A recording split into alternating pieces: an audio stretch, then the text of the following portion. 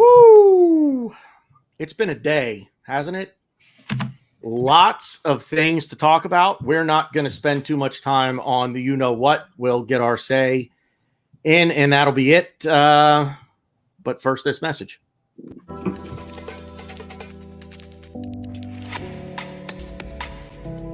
West Cork Beard Company make beard oil and beard balm for a strong, healthy, great-looking beard. Handmade from all natural ingredients in Clonakilty, West Cork. Check out their YouTube channel for beard care tips and advice, or catch them online at westcorkbeardcompany.ie. How's it? Welcome to the same old Arsenal USA version. Next to me is the one and only Gunnersaurus, and beside him is Rohan. How are you, man? I'm doing great. Thanks for having me. Always a pleasure, man. Always a pleasure. And below me is Hofstra's favorite cheerleader from the Arse Bros, Ryan. What's up, man? What's going on? Shout out to John, the best Hofstra roller hockey goalie that they've ever seen. I don't know. John, that's just because I didn't go to Hofstra. I didn't play roller hockey either. John was a beast. Yeah. Shout out. Unfortunately, conspicuous by his absence this evening is Stan. Stan couldn't make it tonight. Sure, a lot of you have seen what's going on Twitter. I assure you that has nothing to do with why Stan is not here. Stan is well. Some things came up, and Stan could not make it tonight. He will be back with us next week. Same old USA time, same old Arsenal USA channel. I forgot the Arsenal in the first part. So let's get the big news out of the day with first here, gentlemen. And most guys, I'm sure, have seen my rants on Twitter about this and pretty much the Mesut Ozil situation. I'm just going to say this. Focus on the positive, all right? He embarrassed the club. I'm sick of that. He didn't embarrass the club originally. I'll say that. Did he continue to further embarrass the club? Sure, an argument can be made there. But what Mesut Ozil did, make no mistake, was a good thing. And a lot of Twitter today didn't want to focus on that. They wanted to focus on the ulterior motive. And that's fine. Rohan and I, we didn't have a conversation, but I asked Rohan this, and I don't mean to put you on the spot, but you're an attorney, and from all of the lawyer crime drama movies that I've watched, you can't prove intent. Am I wrong, Rohan? No, you're right. You can't prove intent of what his real intent was. But I'm sure that he's smart enough to know what the consequence of him doing what he did was. So if I can have my word in, what he's done, first of all, is a good thing, right? I mean, it's a good thing. He's offered a guy who's worked for 27 years for the club, who's a mascot. This is this is a toy that I got from the armory for my daughter, and now this is going to have no significance, right? Like, I mean, you can't have that. So that's why he's on the show today. And so what he's done is a good thing. Now, of course, he knew that what he does will have a public outcry, right? I mean, that's a logical response to it. The right way maybe would have been to approach the club directly. Maybe he did that and they turned down his offer. We don't know what the internal dealings are. I don't think embarrassing is too strong a word, but I feel that what he did was insubordination. He sort of put Arsenal on the spot. But that being said, Arsenal themselves put themselves in that situation of letting go of a player. And like you said, so I'm a corporate lawyer by profession, and I see redundancies all the time.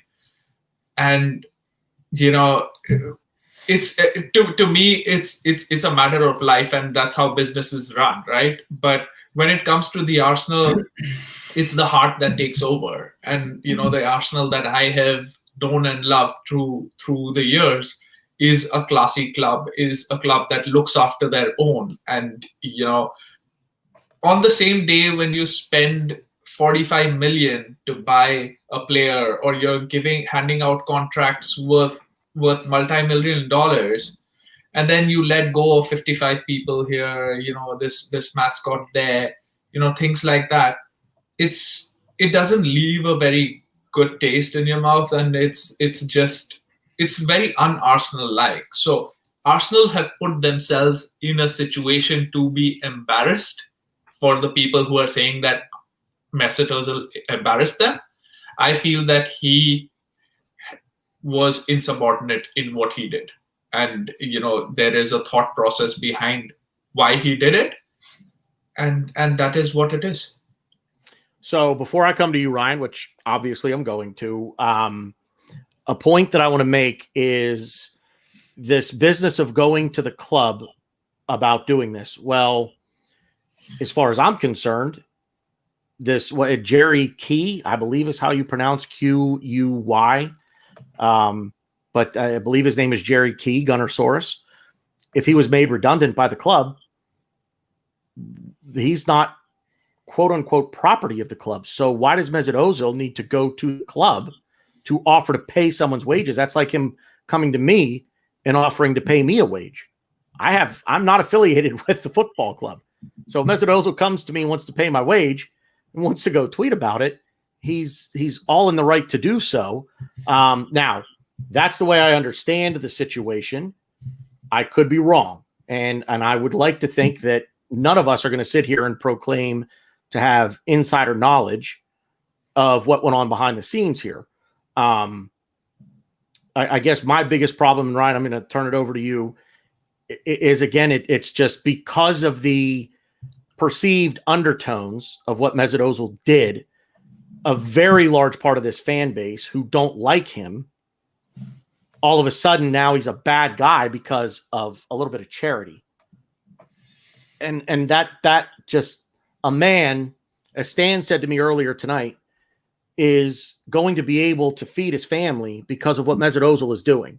So I challenge either of the two of you, and I don't mean this like with a negative overtone to it, or anyone in the chat box, to show me, take the action of what Mesut Ozil is doing, take the action itself, and tell me how it's bad.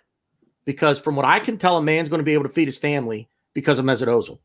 Tell me how that in itself is bad. Don't give me 15 other examples of things that he's done, to hurt the club, to tarnish the club's name. Take this singular action and tell me how that is a bad thing. I challenge any of you to do it. And if you can, I don't care how stupid your response might be, I'll put it up on the screen for you. So if you can tell me how it's a bad thing that a man's going to feed his family tonight because of Mesut Ozil, I'll put your response on the screen and I'll shout you out. Ryan, take it away, man, because I know you don't like Mesut Ozil. So off you go. All right, so shout out to my beer, Wheels Goose Round by Left Hand Brewing, because we disagree, we have our fights, but the wheels are going to keep turning, and probably late in a million other ways, just by our last minute transfer business and all that shit. So cheers. I'm gonna open this, but yeah. So I'm in like kind of a weird boat.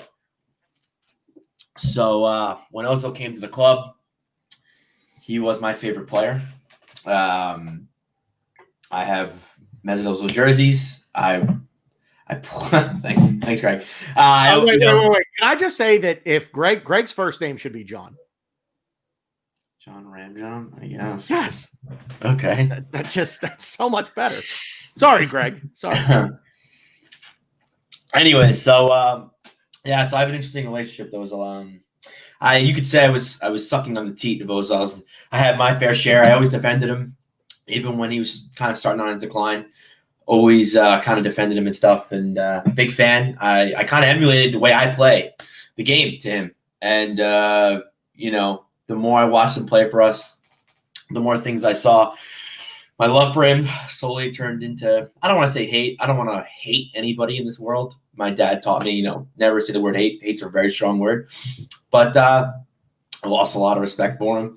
I kind of feel embarrassed to really wear. I have a couple of Ozil jerseys. I'm like embarrassed to wear them now, to be honest. So anyways, but with this situation,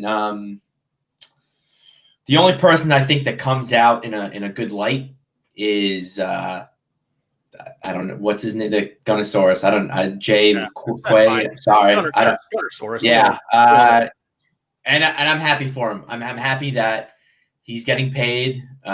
These are tough times. You know, people don't have jobs. People are struggling to make ends meet in these unprecedented times. It's tough.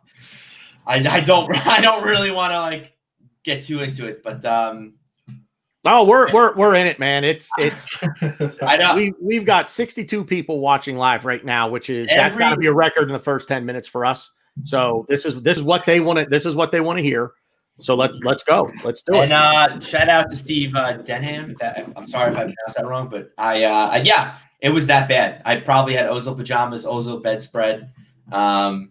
It was bad. But anyway, so I think so. Anyways, back to what I was saying. So I think everything else that happened around the situation was 150% wrong.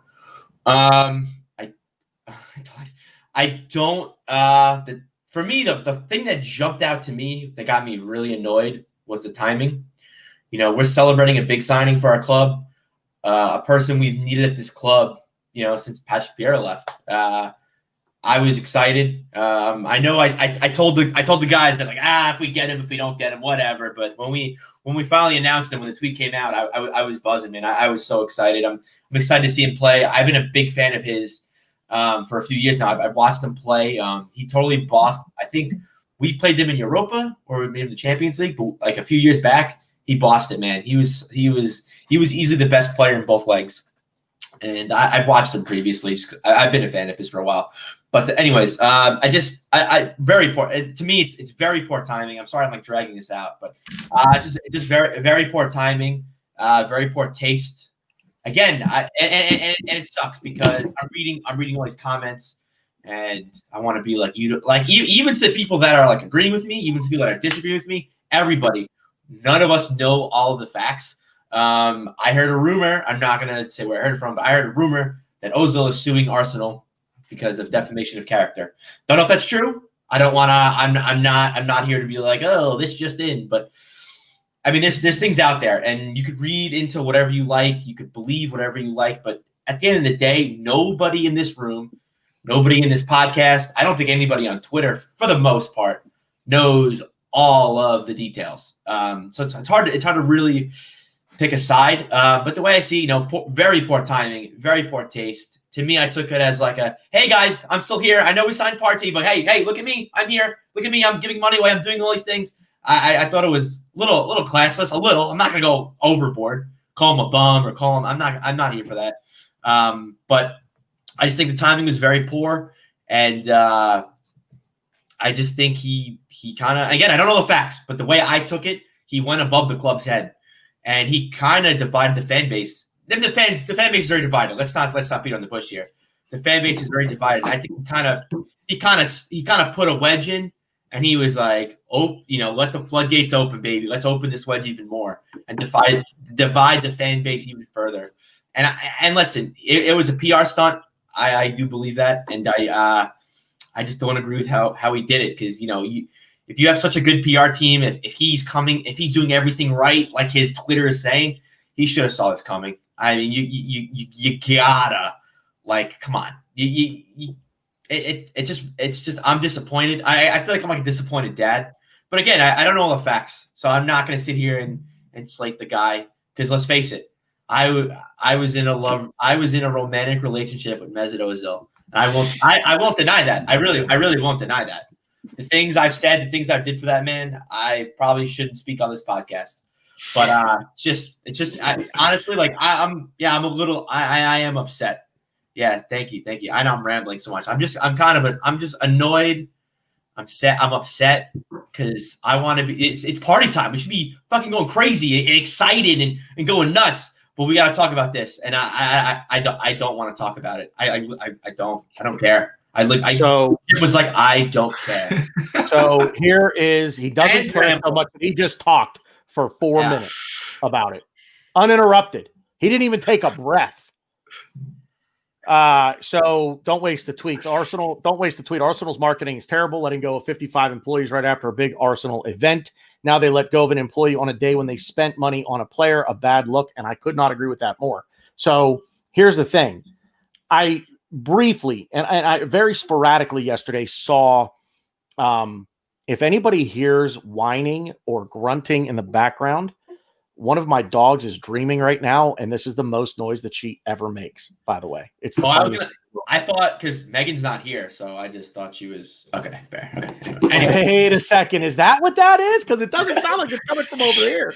She's not here. She's not answering her phone. I don't know what's going on. So yeah, we like to play. Never mind. I totally just lost my train of thought. I didn't see yesterday. A lot of people were upset at the Gunnersaurus news. But nobody was really upset with the timing of the Gunnersaurus news. So Arsenal and understand, so Mesut Ozil did not, under any circumstances that I saw or that I've heard, call out the club for the Gunnersaurus redundancy. So the club released. He didn't. Mesut Ozil didn't. Let me read his tweet, right? Let me read his tweet. He said, I was so sad Jerry Quay, aka our famous and loyal mascot Gunnersaurus, an integral part of our club, was being made redundant after 27 years. As such, I am offering to reimburse Arsenal with the full salary of our big green guy as long as I will be an Arsenal player. So he has made a request to the club that you retain him and I will pay you that money. This is verbatim. I'm on Mesut Ozil's Twitter. And okay. So to my point earlier about not quite understanding why it goes above Arsenal, why it goes over Arsenal's head, but now rereading it. Yes. Okay. So I see where that's coming from. So my question is to both of you real quick and to the chat, if you want to answer this, why tweet this? Why can you just did it behind closed? Why can you do this behind closed doors and not even mention it? There was no need. We had just made a big signing. We were all excited, celebrating, and now you're gonna put your oh, my screen just fell. You're gonna put yourself now in the limelight. You need to put yourself and he's got to know he has people that hate him, and he's got to know that people love him and love him more than Arsenal. He has to know that. I'm sorry, he does. So I'm sure he does. I'm sure he does know that. So why do it? Because why tweet this? Zero. He just has zero awareness. So I'm going to take the side of the naive one. I'm not so naive as to say that I'm not so naive as to believe what it is that I'm about to say, but I will say it anyway. There was such an outcry for Gunnersaurus yesterday that he felt the need to put out there that he's made the offer to keep him around. He will give the money to the club to pay to keep Gunnersaurus around. Obviously, he puts the tweet out there because the one overwhelming thought here or overriding idea is that he did it for himself and to shine the spotlight on himself. Obviously, I will not dispute that. And Rohan, I'm going to throw it to you to answer Ryan's question real quick. My only thing with this is you hate Mesut Ozil, you love Mesut Ozil, you're like me, and if Mesut Ozil gets a shirt, I hope he scores 15 goals in a game, not in a season, in a game. I hope he scores 15 times in one game in 90 minutes. I don't even think it's possible, but who knows? That's all I care about. Mesut Ozil, the player, if he gets a shirt, let's go. Ride or die, baby. If he doesn't get a shirt, then the 18 guys that do, let's go. That's what I care about because I care about that right there. That's what I care about. I like players. I'm not in love with any players. So the folks that are gonna follow him out the door when he leaves, God bless you. The folks that root against Arsenal while he's here, God bless you. But the negativity surrounding the idea that Gunnersaurus is still going to be able to eat, that's what drives me nuts. And unfortunately, and we're not going to go off on this, but I'm going to say it, is the overwhelming line of thinking in this country today is it has to be negative. It has to be bad. It's just the way the world is all of a sudden. You can't see anything good. You can't do anything nice for someone without wanting it to come back to you somehow. And that goes for everyone, for all of us. Rohan. So I don't think anybody will disagree to the fact that Gunosaurus or Jerry getting his paycheck and being able to feed his family is a good you'd thing. be surprised. I mean, and there are some in the chat box right now saying that dude's got plenty of money. Why are we worried about him? There are actually people in the chat box saying that who cares about that guy? Okay, so but hold on. But if that's, No, if that's hang true, on. who cares? Let Rohan go. Let Rohan go. So I mean, at least in my worldview, then I shouldn't include everyone else. But in my worldview, that is not a bad thing. Some guy getting paid and be able to feed his family is not a bad thing in my eyes. Yeah, that's one thing.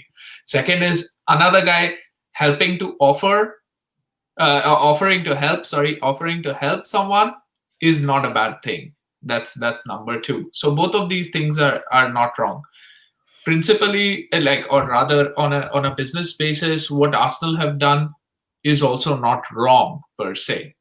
But I say, because I love the club, that I don't think this is how Arsenal generally behave. This is not why I've fallen in love with the club.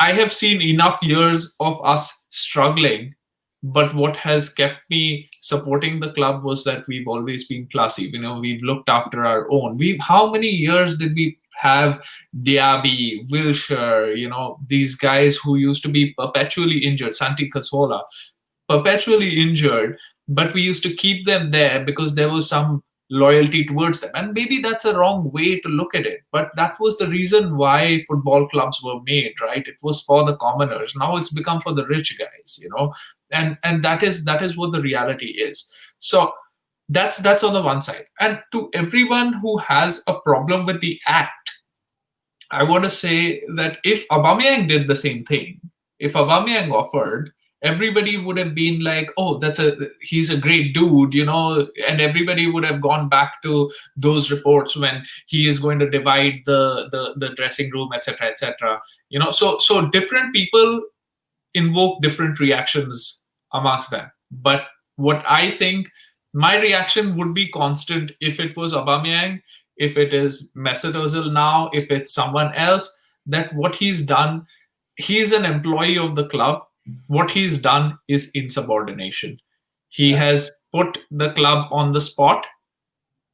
The club has done something wrong to be put on the spot. But although I see my employer doing something which might not be right, unless it's unlawful, I would not put it out because that's insubordination. I'm going over, I'm going over and above them, and I'm exercising pressure from outside, and that's just not the way things are run.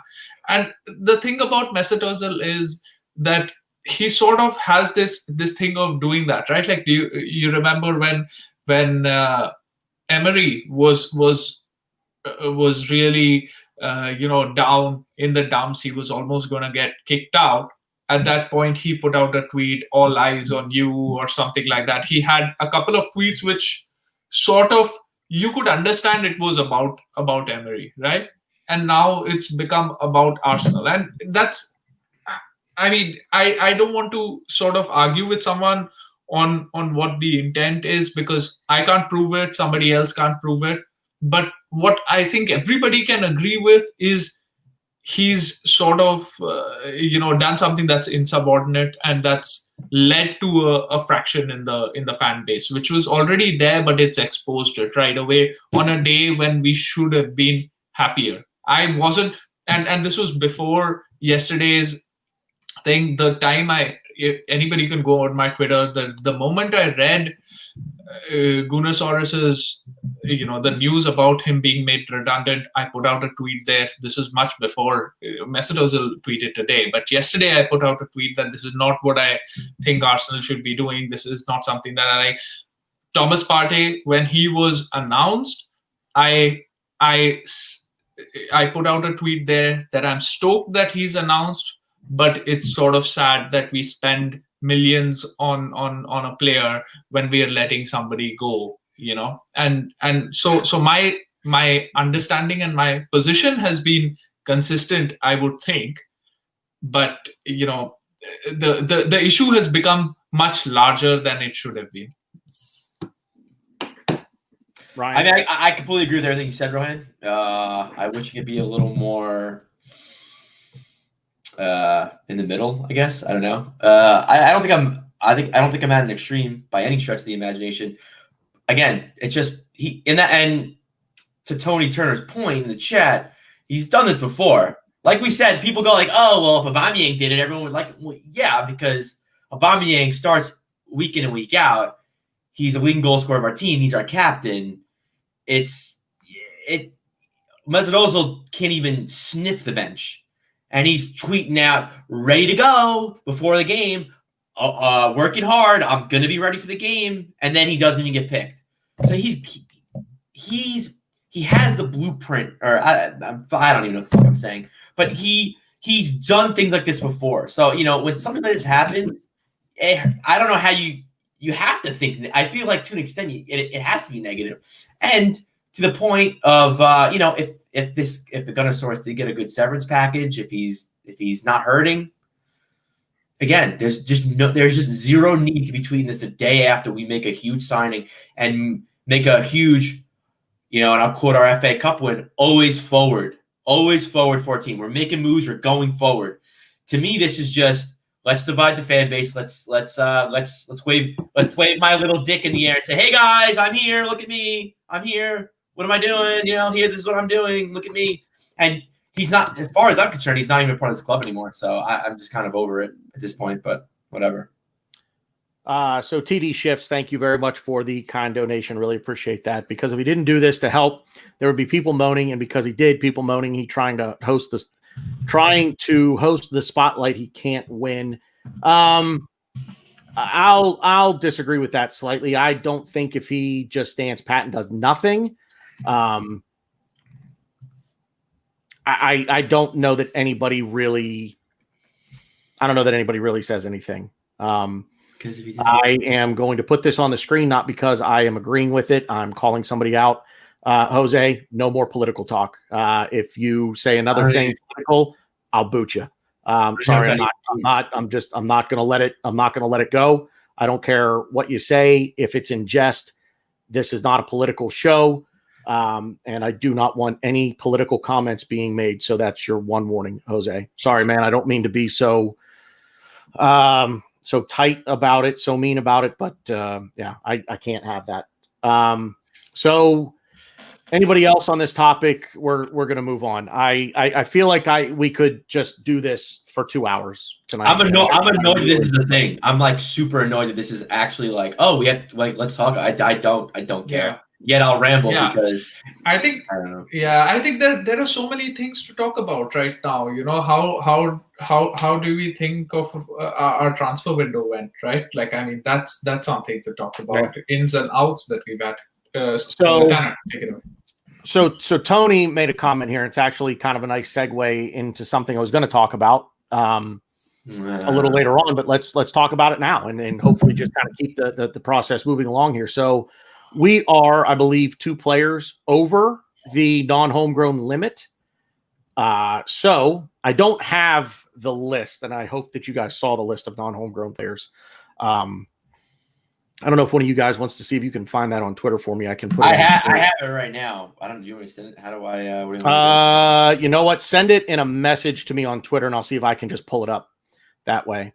But anyway, so I believe we're 2 over the limit. So which means that we need, when we register the team, 2 of these names are not going to be registered. I'm going to go out on a limb right now, and I'm going to tell you that I think Mesut Ozil will be registered, because as I look at the names in this list, I think there are players that are not just, and it has nothing to do with anything other than I just don't think they're going to get a shirt. So here we go. Let me pull this up, and I will try to get the screen shared. If you bear with me here just a moment. And hopefully I don't pull up all of the naughty things that are on my computer screen right now. Okay, so there it is. It should be. You can't really see it. No, you I can can't see really it. see it that well. I If can you see guys it. can see it, Mhm. awesome. What are you, a bat? I can see it. Okay, so there's the list. I'm talking more for the folks watching right now. So there's the list. So have at it. So everybody in the comments and you two fellas, give me the 2 names that you would not register. All right. I'll give you my 2 names right off the bat. Socrates, Mustafi. Yeah, that's quite possible. I should have said Aubameyang and Leno just to see what people would do. People will think that you're certified crazy then. What'd you say, Rowan? You're certified crazy. Yeah, I'm just crazy right now. This will be used as evidence against you. Yeah, right. Yes, exactly. So, Socrates is definitely one of them. Socrates is, I mean, he should have been gone. We weren't able to sell him. You know, from what I had seen, transfer deadline day, all the news that were coming in, Kolasinac was super close to leaving. And if that was the case, we weren't going to replace him. We weren't going to be able to replace him. And that sort of indicates to me that there is a possibility that he might be on that list of the 2 players who are excluded, because let's not forget that the next transfer window is just 2.5 months away. So it's not like you have to wait for half a season. Like generally, you have to wait for about 3 months to be able to, to be able to get to the next window. This time it's just 2.5 months. So for that, we have the cover. We've got Maitland-Niles who can play there. We've got Saka who can play there. So I feel like, I mean, and we will know on the 20th. I think 20th is the date for us to finally register, send in our names. But I think it might be Socrates and Kolasinac. That's the 2 that I would pick. Who'd you pick, Tanner? I forgot already. Socrates and Mustafi. Okay. I'm actually going to say something that no one actually said in the chat. I thought about Ozil. I'm going to go by who I think we wouldn't need going forward. Granted, I don't think we need Ozil going forward. He'd be like right at that 3 spot. But I'm actually going to say Socrates and Cedric. I think what everyone's saying, Cedric brings to the club. I just don't see it. I don't think we need him. I think we have fullbacks. We have backups. But it's not. Again, he's going to get named. It's definitely going to be like Ozil, and I think it's going to be Ozil and Socrates. But if it was up to me, I would probably do Ozil and Cedric. I still don't understand why we signed him and extended him. Probably. I mean, putting Cedric on that list would be another big slap on an own goal by Arsenal, right? You just I agree. this like guy, I said, I don't think Arsenal can do it. I just think again. If I'm picking the 2 people that we need the least out of this squad, it'd probably be, we have so many center backs, so Socrates is like an easy, and he doesn't fit in Arteta's system, so it's an easy one. And then I don't know. I guess I just don't see what Cedric brings to the table. I think based on us signing Partey, I think we're gonna probably have a creative midfielder. Maybe we'll have like an attacking midfielder. So like I think there's room to move around. I think there's room for Ozil to get in the team. Do I think he's gonna? No, not a chance. But I think that there's, I've seen a pig fly before. So, surprisingly, I have. But I don't know. I don't think we need Cedric, but that's just me. But yeah, I agree, Rohan. I think it would never happen. It's a big slap in the face to the club for sure. I just want to give a real quick shout out to everybody watching live. We just we are at 106 live viewers right now. That is a record. And guys, I got to tell you, I am absolutely over the moon about this. Thank you guys all so very much. Really appreciate the support. Colorado Gooner dropped a super tweet here, and I did put it up on the screen. Last thing on Ozil, guys, please. I know you guys want to make your comments about Ozil, but we really want to move on from this. So please, no more super chats about it. This will be the last one. It's honestly smart on Ozil's part because when he tweets things like that, he'll be relevant. still, even though he probably won't be on that squad. That's pretty much the overriding factor in the back of my mind with it. He's just trying to build his brand. That's all he cares about. And that's true too. So yeah, so this is basically the list of non-homegrown players. We need to register all but 2 of them. Let me figure that out. There we go. All right. So we need to register all but 2 of them. So it'll be interesting. I think Socrates is pretty much the most obvious one. I think that's the one we all agreed on. So yeah, Cedric for me, there's going to be a role for him to play here, coming off the bench, and things are going to get real congested here pretty soon, because I think starting with the 22nd of this month, we play 2 matches a week. We're going to be playing every Thursday because the Europa League group stage goes every single week for 6 weeks, starting with October 22nd. So we're going to be going Sunday or Monday for the next at least 6 weeks. I think there will be somewhere for Cedric to get a shout in there. So you think he's back? Where do you think where would you? I'm not trying to have an argument. Where do you see him in the Screw you? No, I'm kidding. Is he do you think he's a backup to our left back? Do you think where do you see him he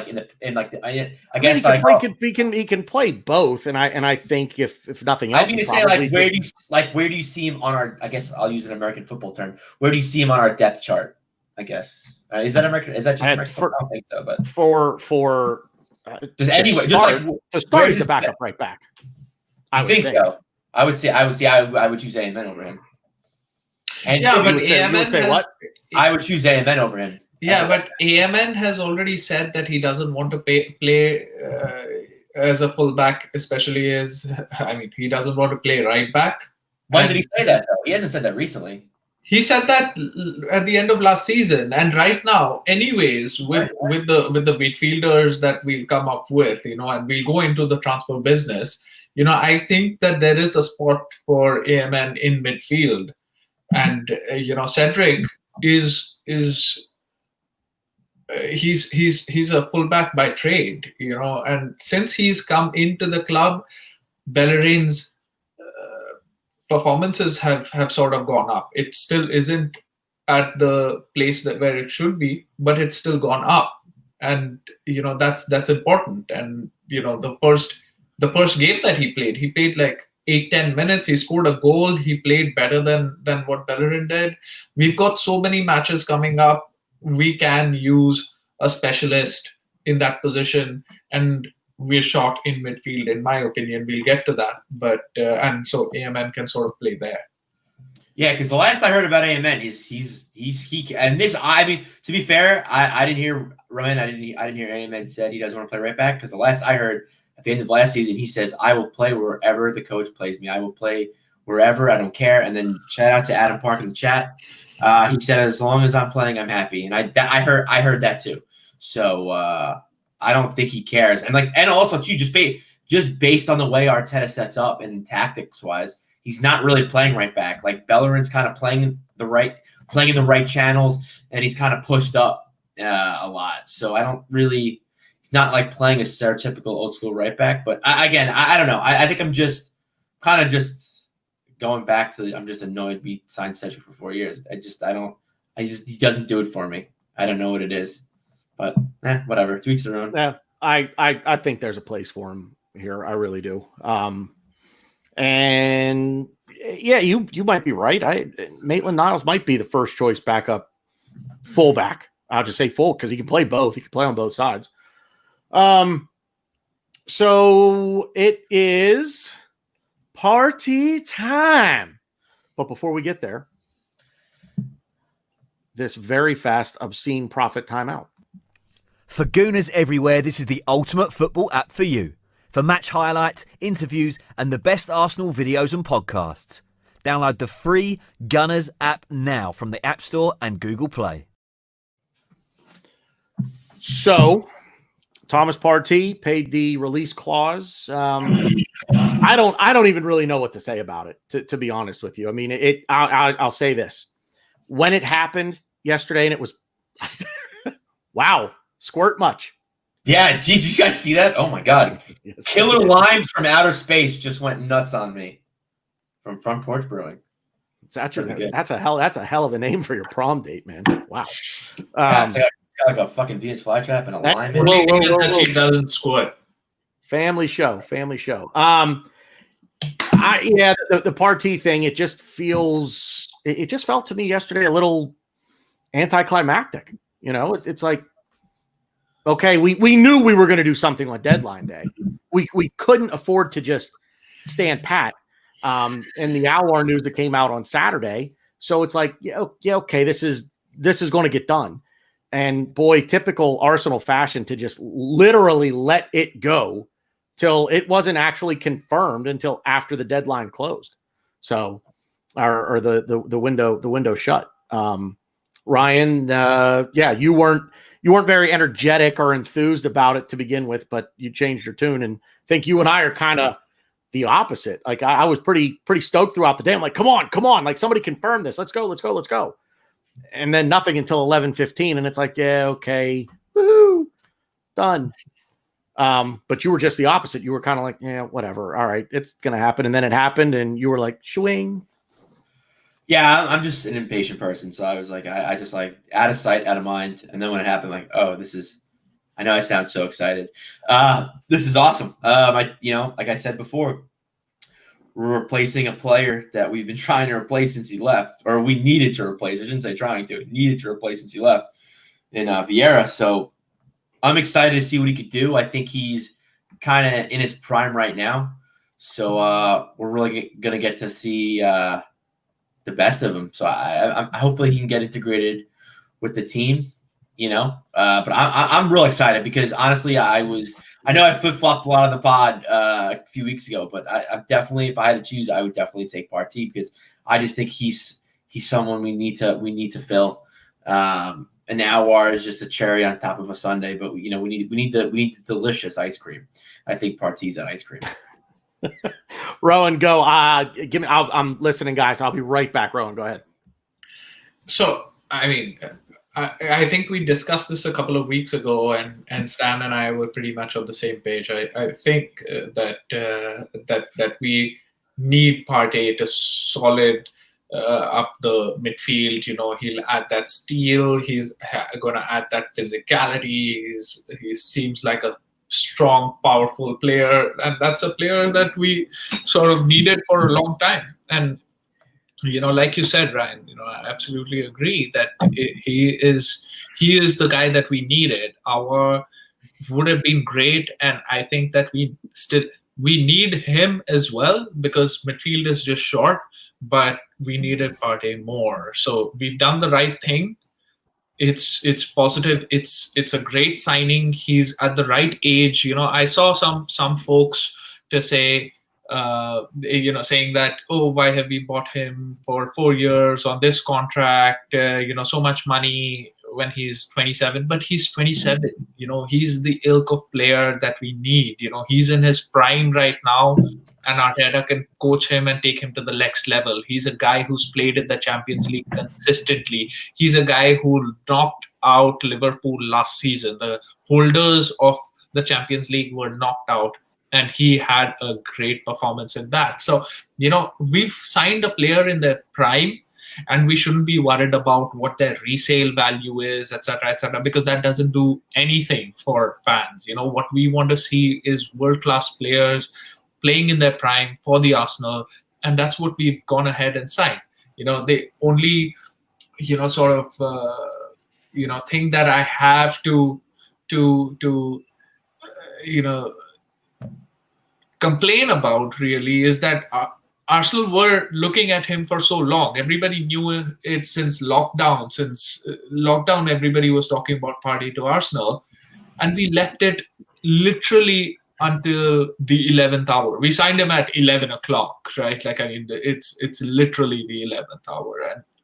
And we could have done this business a bit earlier, get him integrated into the team, had him play a few games because we have a difficult run of fixtures coming up in October. October is going to define where we finish in the season, and I think he's not going to be integrated. I don't see him starting against Manchester City, which is going to be our next game, because he's off on international duty with Ghana. He's going to come back. He's not going to be integrated. I don't see him playing then.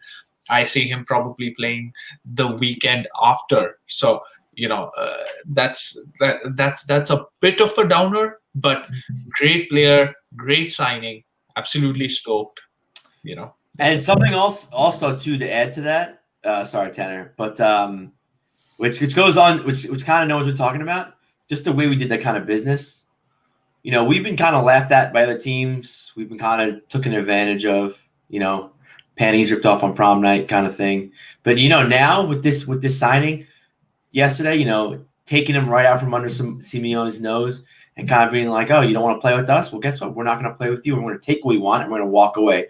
We're going to be BDS. And I'm not going to say what that stands for, but if you've listened to my any of my podcasts that I've been on, you guys will know what BDS stands for. And we're kind of starting to assert ourselves in the transfer window. And it's to me, that's also that almost excited me more than the actual signing itself, because we need to kind of reintegrate ourselves back into the market and reintegrate ourselves and show teams that we're not going to get bullied around and we're not going to get haggled and we're gonna start to kind of do what we want to do, and it's going to take time. Don't get me wrong, it's going to take a lot of time, but I think this is kind of putting us on the map, saying like, yeah, you want to play when you want to play hardball, well, we're going to play the hardest ball. And we did, and we took the player right out from under Simeone's nose. And again, I don't know if it's true. Reports that he's furious about it. He's real upset. He had no idea that we were even gonna that it was even a thing. It was even gonna happen. So I give Arsenal a lot of credit. As sneaky and maybe messed up as it is, it's business, baby. So where do we see him playing? I don't want to see him as a straight CDM.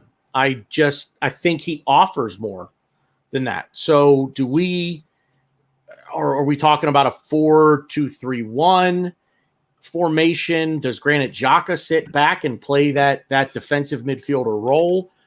Does Xhaka get a shirt now? Is it El Neni that plays that role where we go with Partey and Ceballos in the midfield?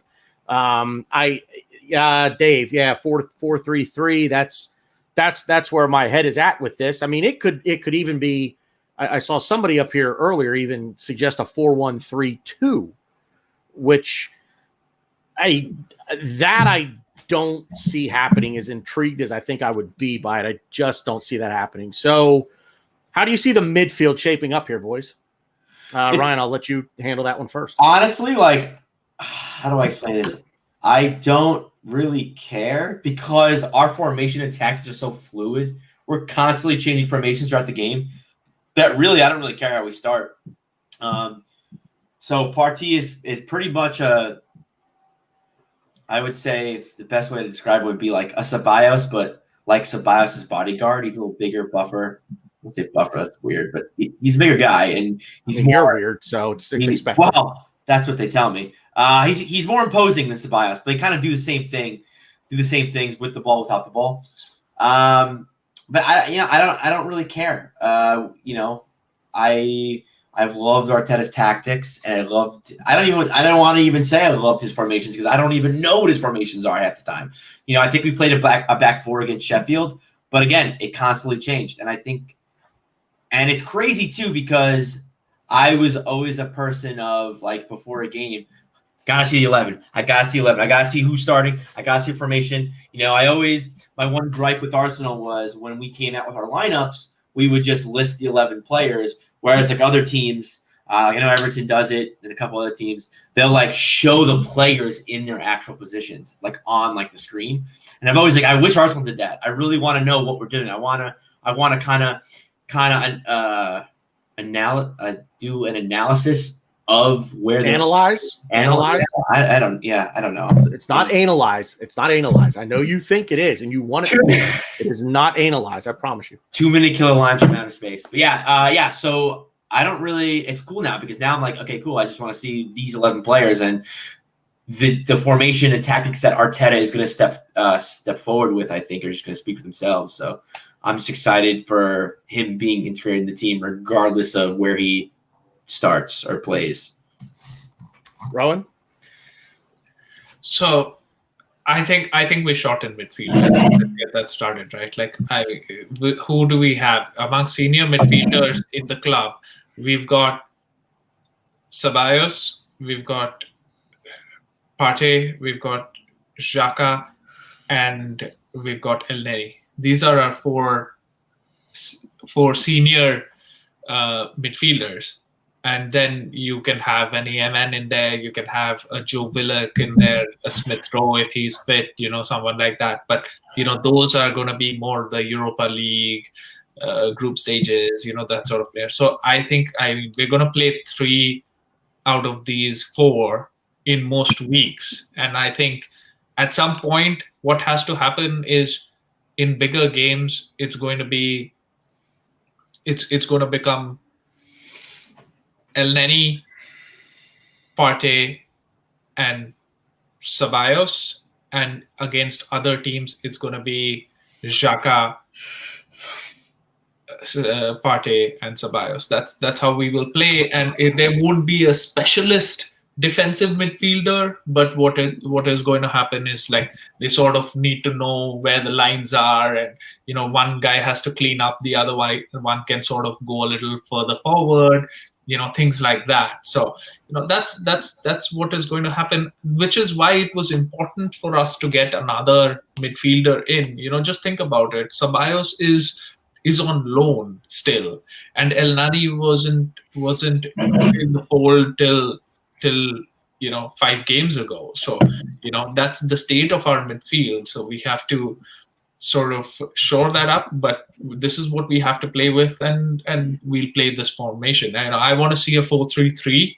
Of course, it's fluid, and I want to see them changing, and I want to do all of that. But a 4-3-3 is the way to go. I think that's what Arteta wants to do, and I would want to see that. Right now, I'm not quite clear. Sometimes I feel like we start off with a back 4, then it becomes a back 5, then it's not. I'm unclear about what's happening.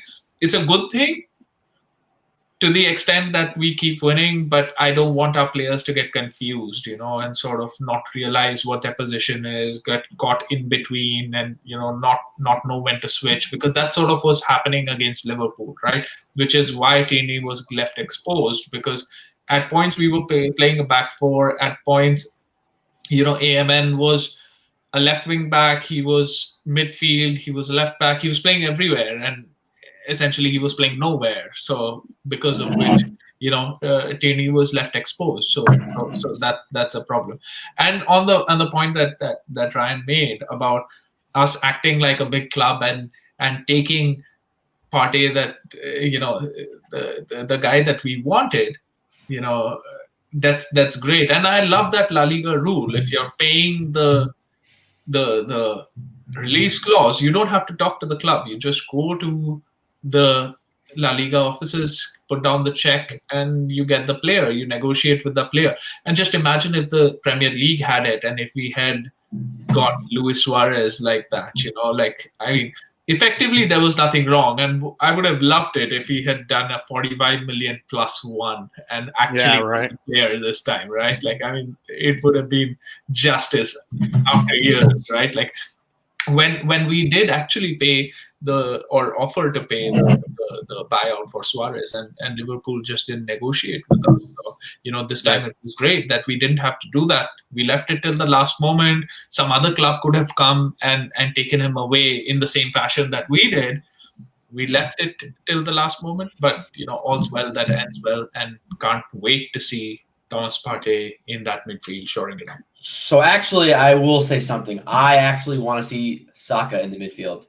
So I know it's not going to happen, but for me, Ceballos and Partey are just probably the similar two of the midfield. I would like to see Ceballos start and kind of slowly bed in Partey. Maybe coming on for Ceballos, maybe Partey plays cup games when Ceballos is resting, have Saka on the left, on the right. That's tough. Maybe, I don't really want to get too into this because me and it's me against the Arse Bros because I don't want to say I'm a big fan of the Egyptian king that is El Nene, but I much prefer him over Xhaka. And I think especially on the right side of a midfield, I think he's going to offer us more because he's actually played right back for us. I think with Wenger, I think he played right back for us a few games. And from what I remember, he wasn't terrible. But, I mean, for right now, maybe put him on the right or maybe Willian. I'm not too sure. But I definitely think Saka needs to get integrated into this midfield because he could play left midfield, which is kind of where I want him. But I think he could play maybe a 10. There's been talk that his best position in the club in training under Arteta was he's as a 10. So we'll see. But I definitely like Saka in the midfield. So if Saka's in the midfield, who plays left wing? Who plays through the middle and who plays on the left wing? So, well, for now it'd have to be Aubameyang. But let's say we move Aubameyang to the middle. I would like to see Martinelli when he comes back on the left wing. Yeah, when he comes back. Yeah, but for now you have to put Aubameyang just go. If the leg falls off, it falls off. We'll get you into it. But if we want to put Aubameyang to the middle right now, then I would have Willian on the left. I would have Pepe on the right. But how good was that we actually played Aubameyang through the middle last game? Like, I mean, that was such a surprise. It was a pleasant surprise. We spoke about this also a couple of weeks ago, why Aubameyang doesn't play. And when he did go in there, he was dangerous. There was a ball from Ceballos, which on the end of which he could have got. And then he was instrumental in creating that, received the pass from El Neni, played that 1-2 to the player in the box. I think it was to Bellerin who passed it. So I mean, it was great to see him there. So if Aubameyang continues to play through the middle, it would be great. If he's not, then yeah, we have Eddie or Laka playing through the middle. We have Aubameyang on the left. He's going to play somewhere, and when Martinelli is back, I would like to see Aubameyang through the middle, Martinelli and Saka sort of rotating. Because Martinelli, you got to remember he's been out for like 8 months now, so he's not going to be playing this many games, so we'll have to get the business done on that side with other players. And Saka definitely has to be in the fold, and I don't mind him playing in midfield. I think he has a role there. He's skillful. He has a shot on him. He's he's a great player, and I want to see him develop, and I trust Arteta to develop him. I don't want to go negative with this. It's almost like an overabundance of riches, and I've actually talked about how it could be a good thing based on Arteta's time at Man City with the way that they sort of build their squad. Are we going to run into a problem where we just don't have enough seats for everybody to sit at the big table? I mean, when we go through the attacking, we can just sell people. That's fine. But do you really want to? I mean, I'm talking players who are you're hard pressed to say, yeah, I'm not going to play him, or I'm not going to start him today. And I'm talking, so Aubameyang's going to be, he and Leno are probably the first two names on the team sheet, followed by Thomas Partey. We just talked about the midfield with the options there. So the midfield, I don't think is necessarily that congested, but wingers, forwards, it's tough. Aubameyang, Lacazette, Eddie, Willian, Saka, Martinelli when he comes back healthy, Pepe. So that's 7 guys for 3 spots. But you also need to figure too, like if we're gonna, unless you drop Saka or Willian down into the midfield. Sorry, I didn't mean to interrupt you. No, it's okay. But you got to figure too, like we're gonna be a big. I mean, we are a big club. You're damn right we are. But you have to figure too, like in next year, even this year, we need a big squad. We need a big squad. Well, yeah, like we're gonna be in every competition next year. We want to be, because let's face it, people don't like the Carabao Cup. People don't. No one cares. It's a trophy. I want it. It's a trophy. I want it. FA Cup. Absolutely. FA Cup. You might as well call it the Arsenal Cup. That's ours. I want it. Europa League or Champions League, doesn't really matter. We're going to win Europa this year. But then when we go to Champions League, that's the Champions League. I want it. Oh, Premier League. Yeah, that's our season. I want it. So it's like we know there's so many competitions. I think you may say it is a lot. It is, but we have so many competitions that I want to win. I mean, I would think we want to win them all. I would like to think all fans want to win them. So in order to win them, we need a big squad. We need to, like, let's face it, Liverpool is probably the best team in Europe, or one of the best teams in Europe. Klopp doesn't give any F's about crap. I don't say crap. He doesn't care about I don't. Yeah, okay. He doesn't care about. He does not care about Carabao Cup. He'll put his D team in. He pretty much came out after last year, after they beat us in penalties. He pretty much came out and said we're going to lose on purpose. Essentially, is kind of what he was driving at.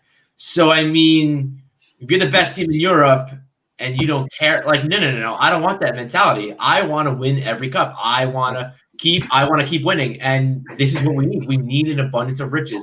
Because even Liverpool, I don't think Liverpool has that. And point A is Klopp being like, Carabao Cup, don't care. Let's put out guys that I don't even you play. He doesn't even know their name. Yeah, he probably doesn't. Number 78. They have numbers like 78, 64, and 98, and they're hockey numbers. Yeah, exactly. So it's like, man, maybe I'm supporting the wrong team. No, yeah, right.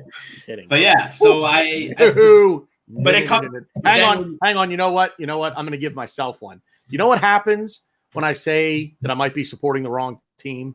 Do you know what happens make a list when I refer to Liverpool like I might actually?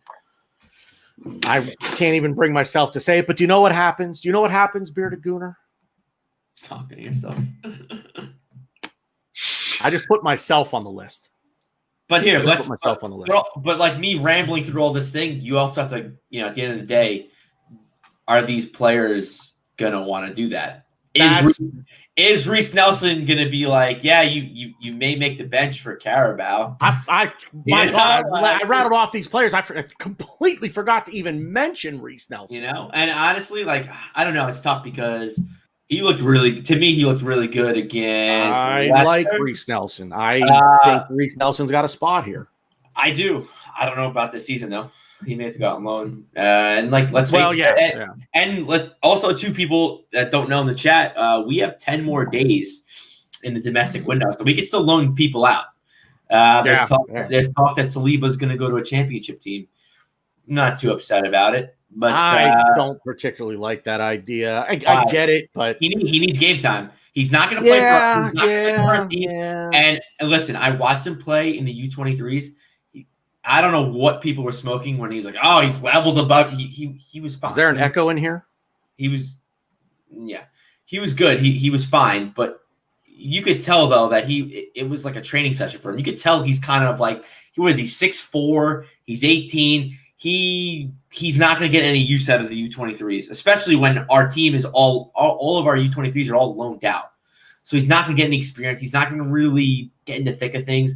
I think a loan to the championship to kind of give him a few scratches and nicks, I think will do him good. Or even like a really low Premier League team. I don't mind that either. I do think he needs game time though, and I think that the best bet is to loan him out because he's not going to play for the first team. Carabao Cup or FA Cup. I don't see a spot for him. I think he needs to Rohan, take Sam's comment here. Reece Nelson needs to go out on loan, and I agree with that.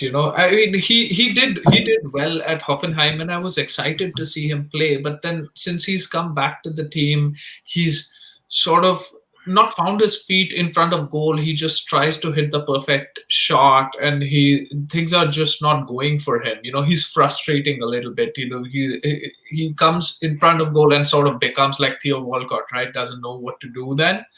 And I don't think that's naturally him, and he is a much better player. And for that, maybe he does need to go out on loan. Especially because now we have Willian as well. So he's sort of behind the pecking order. If Pepe is not getting a start, Reece Nelson, I don't know what's going to happen to him. So, I do trust him. and he needs to sort of play there. And with Willock, yeah, I mean, every time I think of Willock, I think of the Manchester City game that he played in the league, the first game after lockdown, right? And he started there, and De Bruyne was just running past him, and it seemed like he was just standing and watching him in awe. He was frozen there. He was 2 paces slower than every other player on the pitch, and everybody is inferior to De Bruyne, right? Like, I mean, but the way that he played, I think it would do him good to go out on loan. But then again, we are playing every week, like you said, for 6 weeks in the Europa League. We will be playing let's see how far the Carabao Cup goes, because we're playing Manchester City next. Maybe it might be the end. We've got the first few games of the FA Cup, that we can play some of the kids. So these guys will get their chance. And and if Arteta feels that they aren't going to get enough chances, then they should go out on loan. Yeah, I agree with that. And one thing that I want to add is I don't understand this whole situation with Saliba, right? Like, I mean, we didn't let him play in a final because we thought that he's important enough that he shouldn't get injured. So we want him here. And he's come here and he's not been in the fold. And now we're talking about loaning him out. We paid major money for him. And I don't expect him to start the first game. But, I mean, Gabriel's just come in and he's been a revelation, right? Now I think he's been the best of the bunch in the center of the field. And if our future is Saliba and Gabriel, then we need to try them out at some point, and I'd like to see him play. I haven't seen enough of him. I'm waiting to see Saliba play. I'm waiting to, he's played so well for Saint Etienne. They made it to the final there. He's played in the French league. Why should he go a tier down and play there? I mean, you have to think, right? Like, I don't know respect to Saliba, but he's got to be really bad in training. There's literally no other explanation because didn't you hear about his mother passing away? I thought she passed away over the summer. Like, regardless, man, I could tell you right now, I'm not going to be right for years when my mother passes away. Okay, so he's bad, but that's again my point. He's not playing well. It doesn't matter what the reason is. He's not playing well in training, so why? He shouldn't get a pass. Like, oh, well, you're not playing well because of your mom. Yeah, I'm sorry. That's terrible. No one wants to go through that, but he's not playing well. You can't give someone a pass because of an excuse like that. So I think he just needs to kind of get in that mindset, and that's why I do think the championship is a good spot for him. I think he needs to get pushed around a little bit, manhandled a little bit, because that's the championship. It's very different than the Premier League. It's I don't want to say very different, but it's different. It's more physical. Yeah, I think it's as odd as that might be to say, I think it's more physical. And that's the thing too, is like I don't really know how you guys feel about the sleep situation. I don't really know how the majority of fans are because I don't really talk about it too much. But he's 18, 19. I'm not worried at all. He could literally be worse than Kolasinac and Socrates in training combined. And I still am like, he's still young. Like, I get it. We paid money for him. He's still young. Like, we need to kind of get him on the right track, and him not playing or him just playing U23s, which to me, I don't think it's watching him. He didn't do it and it's not even like, I guess it's a good, like people think, oh, it's a good thing. He didn't do anything. That means like we played well. We tied 2-2 to Brighton, the game that I saw. He didn't really it was just, he's a 6'4", 18, 19-year-old. Like U23s are not going to do anything for him. He needs to get that first team experience in a championship or a low Premier League level team. So. I have a lot of expectation from him. So I hope that it doesn't become a Mavropanos situation where he also showed promise and then he's just been out of the fold for the last 2 seasons. You leave Mavropanos out of this. I actually well sorry. I don't want to go on a tangent, but so he got loaned out to Stuttgart. Which is my German team who I fully support, my second team. And I watched this game against, oh my God, Leverkusen. And he was actually very good until he cramped up and got subbed off. But anyways, he was still really good. And he was really good until he cramped up. And wasn't. But he put in a pretty good performance, and he showed a lot of promise. And I don't want to say this, but I'm gonna say it. But like, I enjoy watching Stuttgart play. They're very exciting to watch. They have very dynamic wingers. Their defensive midfielders don't give a F, and they put their bodies. Endo. I don't want to go into players, but I'm gonna be really watching Maverick with a close eye. So I'm excited. And Stuttgart's next game is against Berlin, against Guendouzi. So I pray to the German soccer gods. The viewers are dropping like flies right now. You know that, right? I don't care. I pray to the German gods that Guendouzi plays against Stuttgart. And I'm going to be watching with the closest eye. That'd be a great one to catch. It really would be. I'm excited. I'm excited. So, yeah, Saliba, I again, look,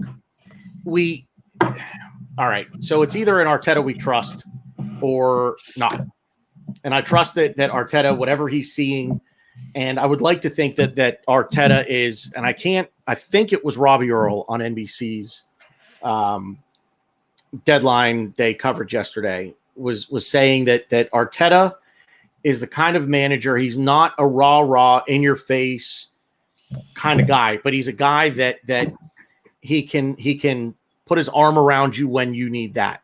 He can light a fire under your rear end when you need that. With Saliba, I would like to think that he's putting his arm around a kid. He's a kid. For crying out loud, he's a kid. I'm old enough to be his dad. Yes. All right, cool. Yeah. What? I'm Simple kidding. math. I don't know. But I think it was actually Tony. And Tony, if you're still out there, correct me if I'm wrong, but I think it was you who said basically all but the whole of last season and then into the shutdown and then even through the summer that temper your expectations of William Saliba. He's a young kid. I don't know that he's going to be ready to what's happening right now. Goodness honest was watching the roof the whole time. Don't worry, you can go. Okay, all right. I thought maybe he was coming after me for something. But I again just temper expectations with him. And yeah, it's like I'm torn. I want to see him go out on loan because I want him to get playing time and I hope it's a championship side because I actually love watching championship football. But at the same time, I'm almost afraid to let him go out on loan because I do want to see him here at Arsenal, and I want to see him get game time against Rapid Vienna or whoever, Dundalk or whoever the other. I don't even remember who the other team in the Europa League is that we drew, but I'm a little torn there. Sam, to your point on Joe Willock and Reece Nelson, I think it was Joe Willock that you brought up going out on loan. Those guys need to go to a lower tier Premier League club. They can't go down to the championship. They've got to stay up here. They have to play. Yeah. They have to play against the big boys. They just have to. Also, shout out to Sam Greenwood. I think Ballard. I was actually a little upset we loaned him out to Blackpool. I think Ballard would have been a person that I would like to see in the Europa competition. He's a big boy, and the thing I like about him, which most Arsenal fans probably won't like about him, he takes a lot of risks. He's a center back, and he likes to take risks. He likes to push forward. He likes to move around the ball. Maybe he likes to almost, I don't want to say Ceballos it and carry the ball up the field, but he does some things that kind of gives me a heart attack. But he's actually really good on the ball. I think he's perfect for our system. But I'm going to de-shout you out because Mavropanos has been really good in the German league. When he went to Nuremberg, he was good, and I think he's going to be good against Stuttgart. But whatever. Yeah, I know. I don't care. He plays for my boys in Stuttgart, so I gotta support him. Whatever. Your boys here. I got two. I can have two boys. I can have like my son and then my redheaded stepchild that like I beat, but like I still love him. He's still my stepson. Like My Lord, man! I gotta reel you in. What'd I say? I didn't say nothing.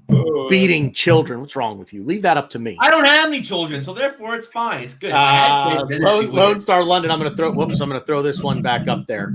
Not a totally useless group, only because when you think about it, we can give a lot of opportunity here to we could basically field a JV squad at this point to go up against this group, and I wouldn't hate it. So I hope you guys all know what a JV squad means. It means junior varsity. So I hope varsity, is that a thing across the pond? No, I know a lot of folks watching this are from over there. And by the way, I said it to Max on the Arse Bros, and he looked at me like I had 5 heads. I think it was no idea what you meant by varsity or JV. What? I'm like, yeah. Oh yeah, it's like so here in America, for those that don't know, when you're in high school, if you're basically a junior or senior in high school and you're playing a sport, you're probably on the varsity team. But if you're in 9th or 10th grade, you're probably on the junior varsity team. Think of it as the afternoon crowd, the afternoon talent at a strip club. It's basically the B team or the JV squad. Titties and tater tots don't mix. I've only ever been there for the buffets. I swear I've only ever been there for the buffets. So we also actually played a game on Sunday, believe it or not. I was gonna be like, oh, so we're not gonna talk about Sheffield. Okay. Yeah, we actually played on Sunday. We got our 3rd win out of 4, which I think was the goal leading up to this international break, and mission accomplished. I would have preferred to beat West Ham and Sheffield United by 4 or 5 goals total combined to boost that goal differential, but 3 points are 3 points. We put them in the bank and we move forward. First half reaction, Rohan, to Sheffield. First half pedestrian. That's what I felt. Uneventful. Nothing much was happening. There was no creativity, and that's when I started worrying about our midfield, because going forward, if I saw that, it would be painful to watch Arsenal. It sort of was. I mean, it was uninspiring. I just spent time looking at the match, and time was rolling on. It felt like time was going very slowly because nothing was happening. But then time was going very quickly because I didn't remember anything that happened over the last 5 minutes because I'm just watching it, and there was nothing that was really happening. So uneventful. Yeah. Ryan, anything to add to the first half? I'm not going to really spend a whole lot of time on this. Like I said, it was, like Rohan said, pedestrian. Like I said, uneventful. So I said this on my Gooner Reacts pod on Tanner's Bearded Gooner channel, so check that out. But essentially, like, it seemed like to me that most of the team went out partying last night and drank a little too much and played hungover. I don't want to get. I probably will get into it, but the fact that El Nene was our best player, and he really didn't do much. I won't lie. He was, a lot of sideways and backwards passing. He kind of tried to move the ball up a little bit, but I mean, he didn't. I won't lie. He didn't do much, but I still thought he was our best player. So I mean, that's all you need to. That's all you need to know in the first half. Yeah. So second half, this is where all the action was. Pepe comes on, makes a difference. I really want to dive into this a little bit here.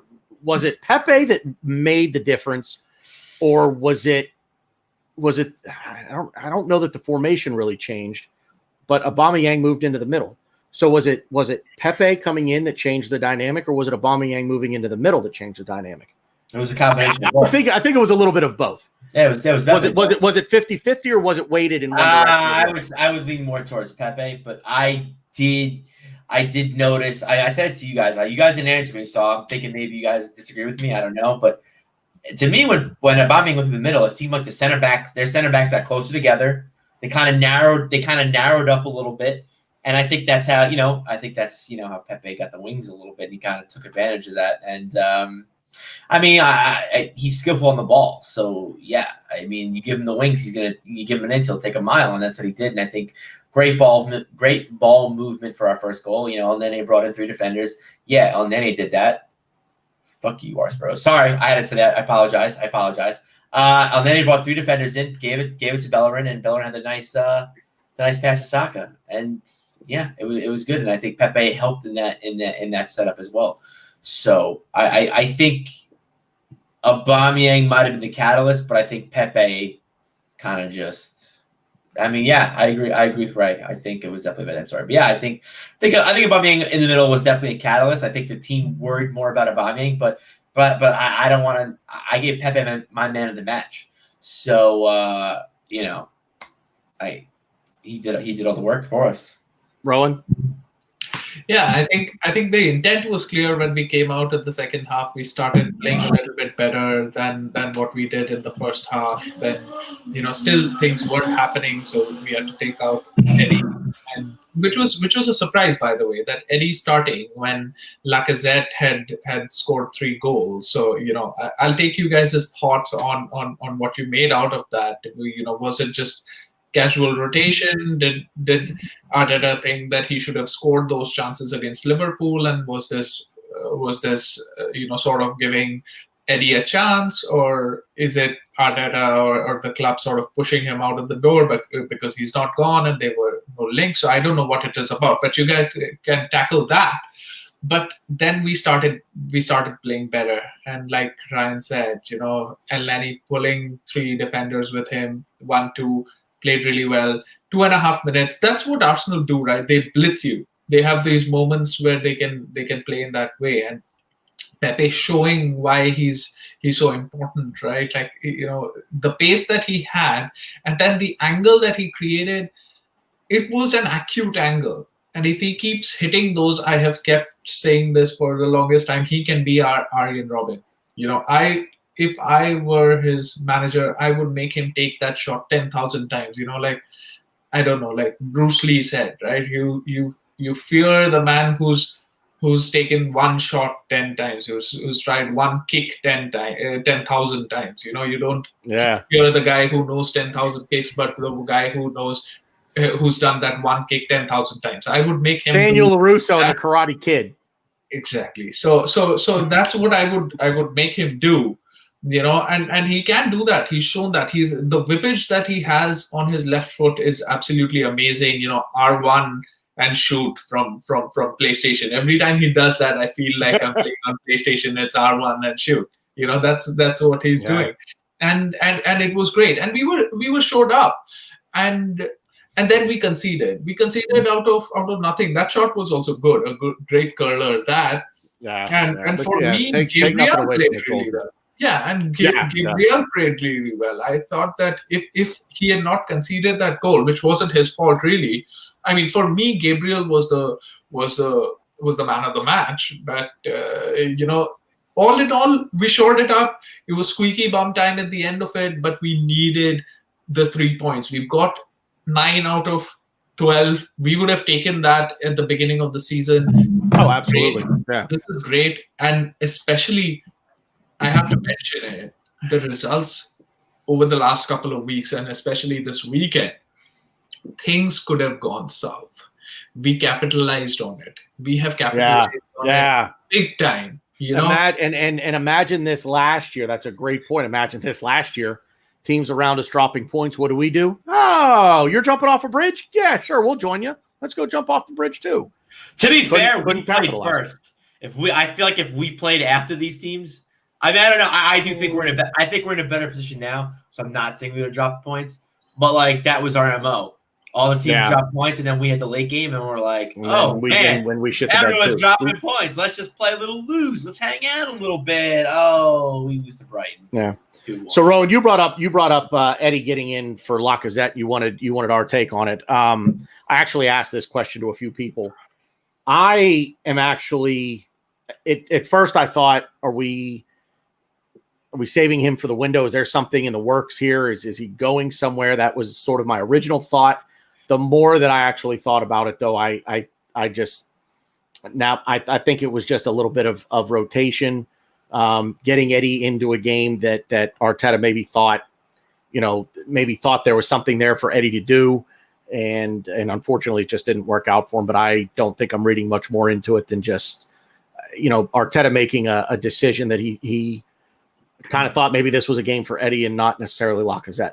that's really my only take on it. Or here again, simple rotation. Because in the first half, we weren't even holding up play, right? Eddie Right, wasn't able right. to hold up play, and that's why the ball kept coming back at us. Although we had a good amount of possession, but whenever they got the ball, that was because we couldn't hold up play. Right. We weren't able to play out from the back because we needed someone to hold that up as well, and Eddie wasn't able to do that. And the reason why I was thinking was, in both ways, it's sort of bad, right? Like, one is Lacazette. If he's on a great scoring run, which he was because he scored 3 and 3, if you call that great, then he should be playing because he's on form.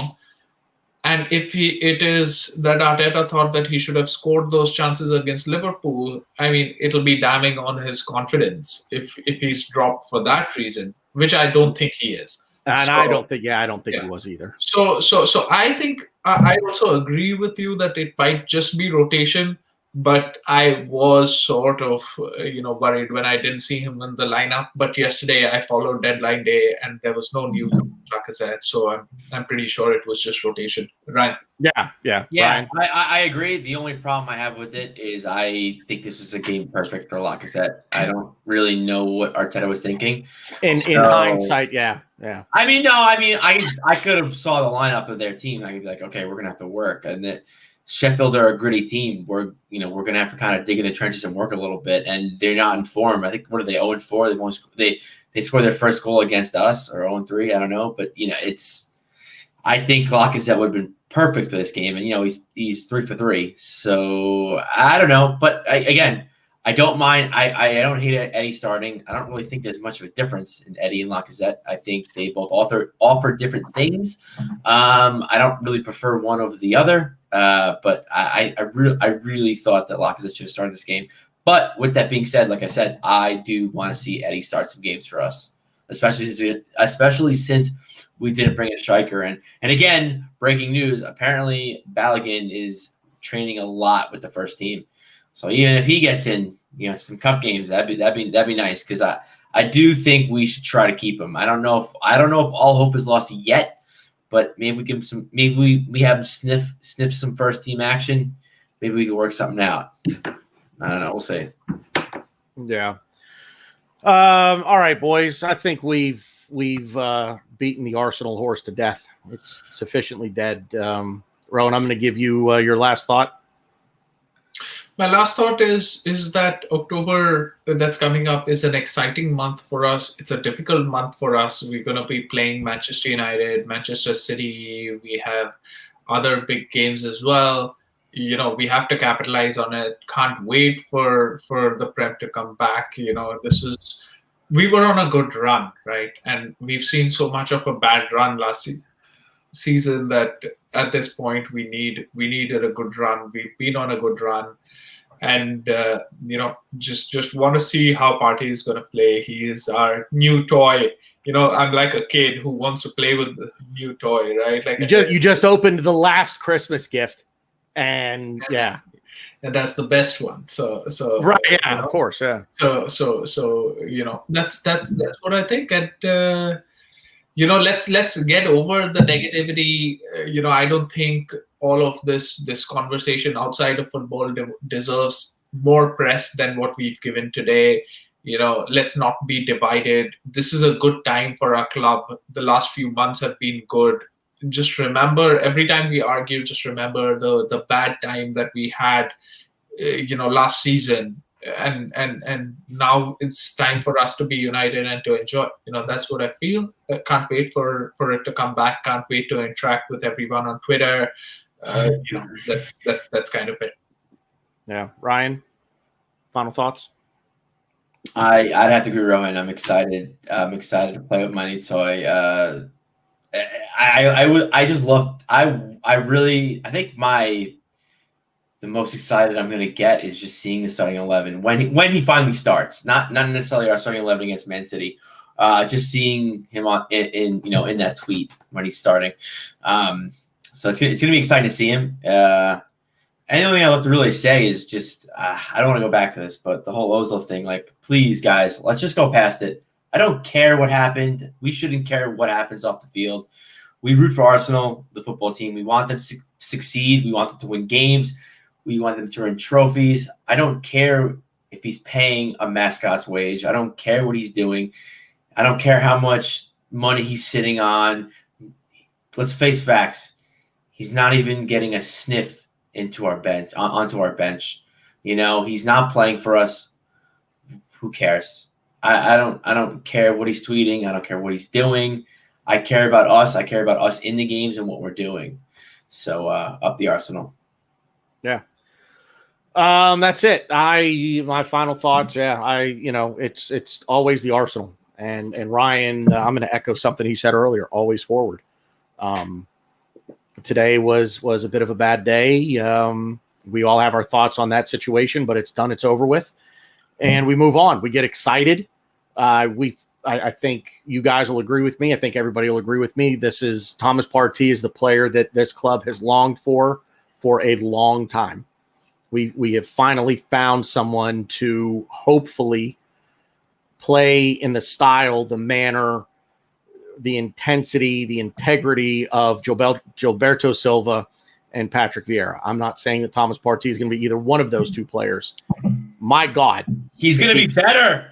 If he filled their shoes or was better, then yeah. But let's again reel those expectations in a little bit.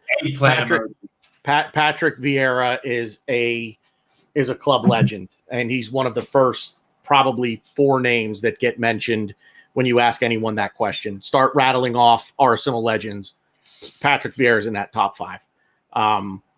So excited. Can't wait to see him. A little bummed that this all happened during an international break because it's like, yeah, let's go. Last thing, I'm actually going to disagree with, I think, Rohan, you said it. Ryan, you might have agreed. I'm not sure. I actually think he plays against Manchester City. I actually think it's the same thing as Gabriel. I think he goes straight in. I think he goes straight into the line.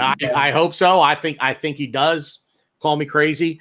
I want to shout out everybody over in the chat box. You guys have been absolutely fantastic tonight. Thank you guys so much. You were interacting before we came on the air. It's been fantastic. Anybody watching on replay, thank you guys very much. Last thing, I would be absolutely remiss if I did not mention that we have partnered with Manscaped. Manscaped is the company that's going to, as I like to say, help you clean up your crime scene, fellas. The missus is going to be very appreciative of that. Just ask Ryan. It looked like a rainforest down there, and he hooked up with Manscaped, and now Megan will actually look at him as opposed to just like, no, get away from me. She does still say that from time to time, but I digress. Go to Manscaped at checkout, enter code SAMEOLD, SAMEOLD, same old, all one word. They'll give you 20% off your order plus free shipping. How bad can that be? The answer is it's not bad at all. So go to Manscaped, check them out. Enter the checkout code SAMEOLD, save 20% and get free shipping. That is all for us here at Same Old AFC USA. We will be back next week, same time, same station. Please go over to my channel, The Bearded Gooner. Search me on YouTube. Find me, drop a subscription, drop the likes, drop the dislikes. We appreciate it all. Any interaction we can get is much appreciated. And that's it. That's all we got time for. Stan will be back with us next week as well. And I don't really know what we're going to talk about because it's just international break and there's just usually never anything to talk about. But I'm sure we'll come up with something. So good footy talk, everyone.